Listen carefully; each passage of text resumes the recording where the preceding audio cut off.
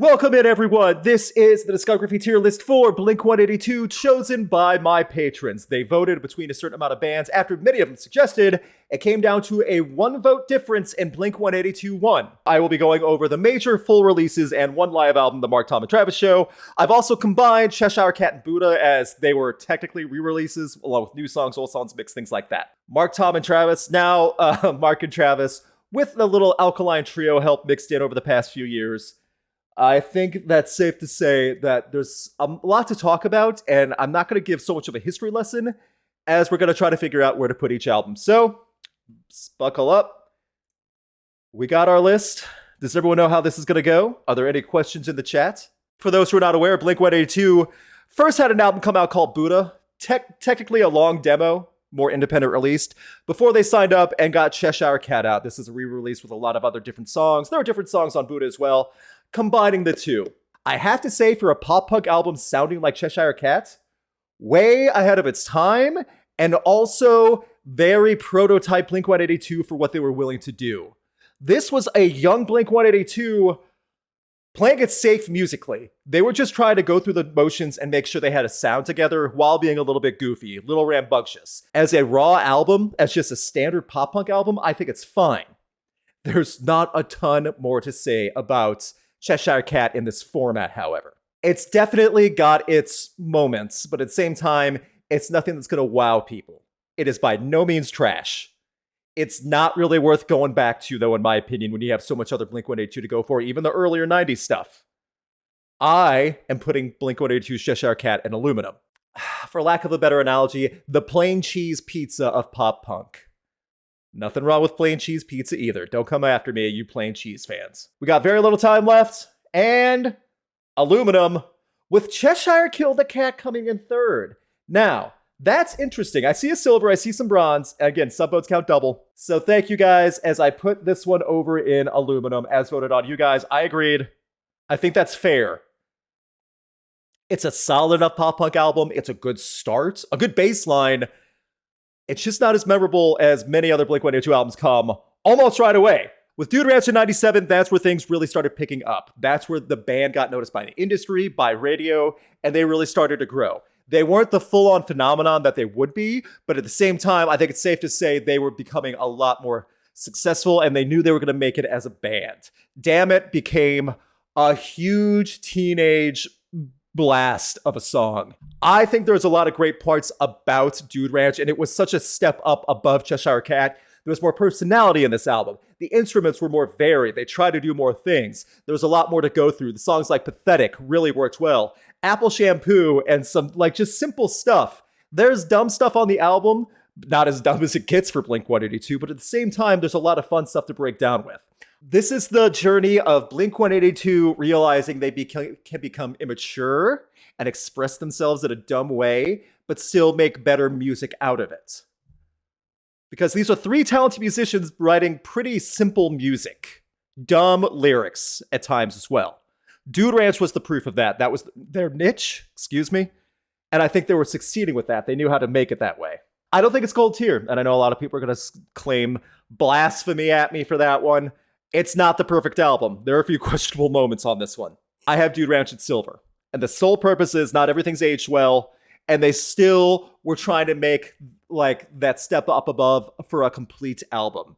It doesn't feel complete for me, much like later albums would. And this is where they just started realizing how to find their voice, their niche of being a little immature, living that pop-punk life and carrying the banner for that, while still elevating their music. I had no idea why I couldn't say that word for a second. It's immature, but it's a charming immature. That is a great way to say it. Great way to say that. Where would you rank Dude Ranch? Vote above. Click above on where you should put it. I said silver. Vote however you wish. Silver wins handily. Most of you said silver. I was born when Dude Ranch came out. Okay, that makes sense then. There you go. That's not a bad year to associate, 97. As we put Dude Ranch into silver, thank you guys for voting. Blink-182 being immature but wholesome. Inoffensive, Enema of the State. They're getting a little raunchier. And they're getting famous. What's My Age Again made them famous.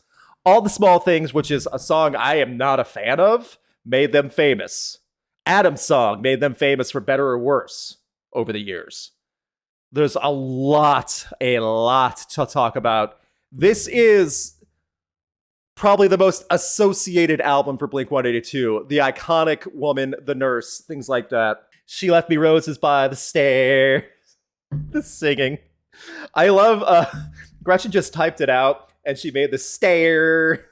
It's like I can hear it. This is iconic for Blink in good ways. There's a lot of inappropriate stuff on here. And Blink-182 definitely lived that life to make sure they were seen as the bratty pop punk kids with a stupid sense of humor. It was dumb music played well. You're not getting smarter listening to Blink-182. You're not getting smarter listening to Dysentery Gary. You're not. But what you are getting is something memorable and well played and well performed and hook filled. I have to say, if we're going to put gold albums for Blink, this is a gold album. This is the highest tier. Everyone's doing their impressions of Blink now in the chat. Lovely. No, I shouldn't even say Blink, just of Tom. I'll get to mine in a little bit. Where do you guys think an Enema of the State should go? Whether people think it's their best, that's up for debate. In my mind, this is the iconic Blink-182 album. It's dumb. I think this is pretty fair so far for the list. And now we get to the one outlier album that's not a studio release. This is their live album, The Mark, Tom, and Travis Show. The Mark, Tom, and Travis Show is quite literally a teenage boy's dream of a concert. I cannot stress enough. Go back and listen to The Mark, Tom, and Travis Show. The music is well performed. The performance from each band member is well done. The audio is mixed very nicely. This is some of the worst, hokiest, stupidest stand-up comedy. It's like, you remember the Man Show back on Comedy Central? Those jokes told by Blink-182 to an audience filled with college kids and high school kids. That's what this album is. Dirty joke from junior high kids on the back of the school bus made it onto this album. Fact of it is, though, it was a good performance. Really good. They played really well. It was a show. I refuse to say this is anywhere near gold, though, because some of the humor and jokes are so dumb. My sister bought this album because she thought it was all the new songs. Oh, goodness. Wah, wah. Aluminum. That's interesting. See, I was actually going to put it a little higher than that because the music performances are good, but the jokes are that dumb. I will not argue or fight this. I said it's not gold. No one voted for gold. I was probably silver bronze, so I was saying bronze anyway. Most of you guys said aluminum. I feel like bronze would be the highest it gets because you could still listen to these songs without dumb jokes. You can. And that's the point. I say bronze. You guys said aluminum. Heads, bronze. Tails, aluminum. It's aluminum. Tails. All right. You guys win. Wha-bam. I'm not going to fight that one. We get to the dumbest pun in music of that year. The album title, Take Off Your Pants and Jacket. As in your leather jacket. There's no other reference, I promise. Take Off Your Pants and Jacket was the next evolution where they realized we could still write fun, catchy, dumb songs, but not be absolute Neanderthal idiots. Do they have some of that on here? Yes. Do they have as much? No. There's two things about it. The Rock Show is legitimately one of my favorite Blink-182 songs just because it's such a sing-along. It's harmless, it's dumb, it's fun. Oh, concert crap. You just realized that's what it meant. That's on the chat, too. I'm not taking that one off. This is where the music evolved. The mixing was better. They were more prominent with their instruments. You know, Travis was more unhinged. You could tell in almost every song he has something to offer. The guitar work was a little more. They would have bass every now and then. There was much more to, like, sink your teeth into. Stay Together for the Kids. That's a big one. That tugged at all the little junior high and high schoolers' heartstrings for sure. Prove they could be actually serious about something. I do say it's on par with Enema, maybe a little higher in content and quality. It's not back of the school bus junior high dumb. Most of you agreed. 75% of the voters say gold. Take Off Your Pants and Jacket. You know what? Fine with me. I kind of see it too.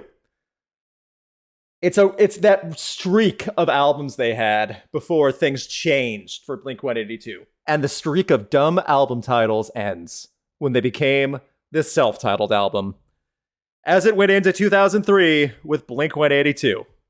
that iconic logo, the songs that everyone knew back then when they realized Blink-182 were stadium fillers. See, Self-Titled is known, in my opinion, for the single. The one single that everyone does an impression of, that everyone loves. And there's two things I want to point out. You're already the voice inside my head. Everyone's already singing it. Once the whole alien discussion came into play years later, and Tom really went neck deep with the alien research and working with the government and trying to find other forms of life and believing and following until they leaving the band eventually. Not this soon. That won't come for years later, but still. I always thought it was hilarious to think of Tom DeLonge standing outside in his backyard in the middle of the night, looking up at the sky, looking for aliens and spaceships, shouting, "Where are you?" over and over again. Just that phrase, like he does in the song. I don't know why I think that's so funny, but I really do. To the point where the neighbors in the mansion next door were like, "Would you shut up? Where are you?"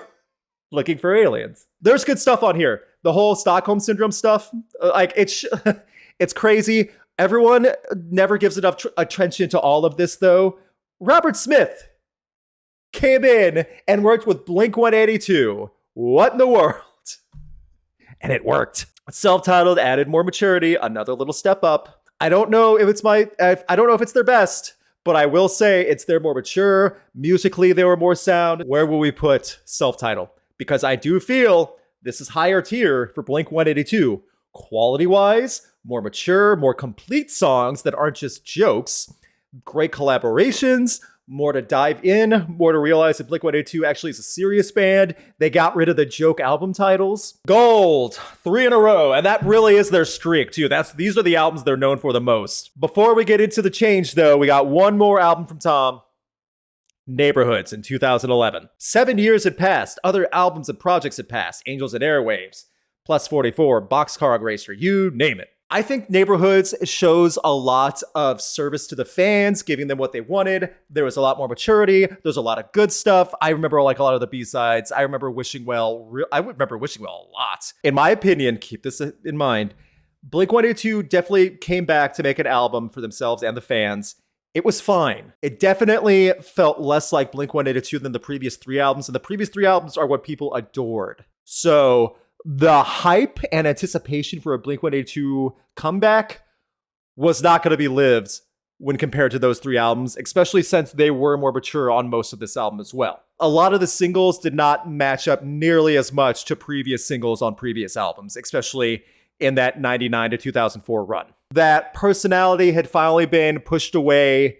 They grew up a little more. They were definitely still performers. They definitely still knew how to play as a band.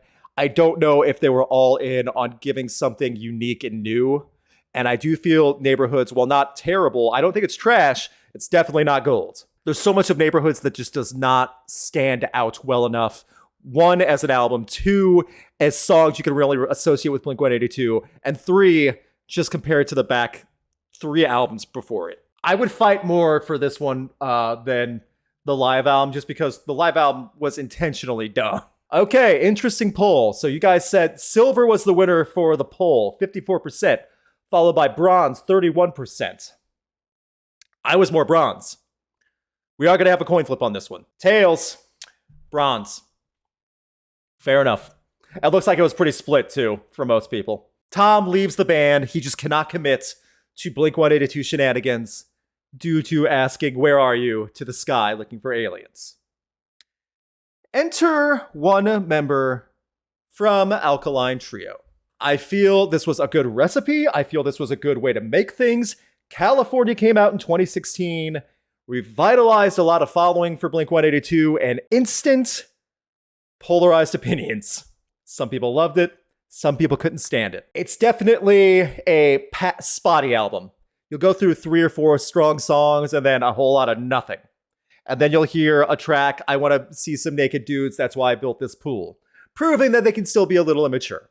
It's a weird album, though, because there's some stuff where you can try to tell like they're singing more out of innocence and trying to sing to that youthfulness when they're all adults, have children, things like that. I know, if I'm correct, She's Out of My Mind and Bored to Death were the 2 big ones. Bored to Death got a lot of play for being a pretty longer song for Blink-182 standards, too. It's a weird one. This is a rebirth of Blink-182, replacing a key member with a band member, Matt Skiba, that also has a unique voice that does fit well, but the music just doesn't feel like Blink-182 at points. Blink-182. Oh, Allie, how have you been sitting on that pun for so long and just using it now? So, Blink-182. We have a tie from the chat. 43% bronze, 43% aluminum, silver 7%, Blink-182 7%. No one said gold. Heads. Bronze. Squeaks by. I think that's interesting too. I'm not going to argue it really, because that's where I was in the ballpark at low bronze. Arguably the most, not controversial, but the most ill-received Blink-182 album based on singles alone. I remember when the singles for this album came out and people were abandoning ship. 9 was being announced. The singles were not making people happy. I got a hold of 9. I heard the rest of the album. It was better than the singles. And I think that's why I liked it more at the time. I was way too kind to it, in my opinion. And that kind of sucks. Because 9 is not an album that's really fun to go back to. It's just there. This is the most processed Blink-182 album to the point where it feels like a boardroom of business executives were there in the studio, in the mixing booth, making sure it was calculated and played and sounded just that way they wanted for commercial success. No one's talking fondly about 9. People still talk fondly about the other albums in the past. That's also worth saying. It was another Matt Skiba was there for the ride, you know. It just felt so empty. We need our final poll of the evening for 9, if we can get that going. Because there's a lot to really break down about 9, and I openly admit I was way too nice to this album before it came out. Or when it came out, I should say. That it did not last long. And I think part of that is because there were better songs on the album than the singles. I think that's what kind of alleviated my feelings for it. This and California were the ones I was very curious about.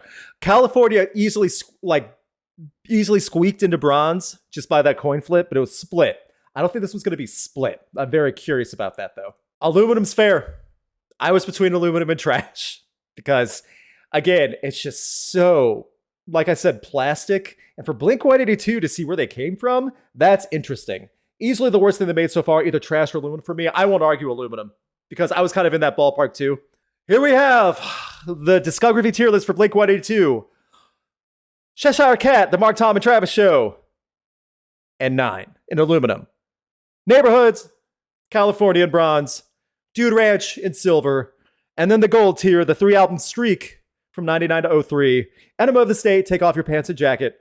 And the self-title. I would now like to close with one impression. I cannot do it as good as Gretchen, but I'm going to try from the same song.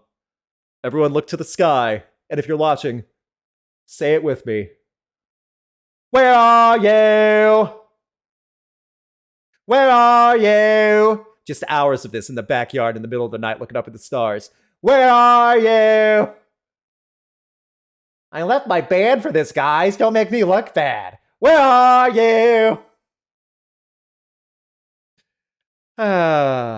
This is why aliens won't talk to us.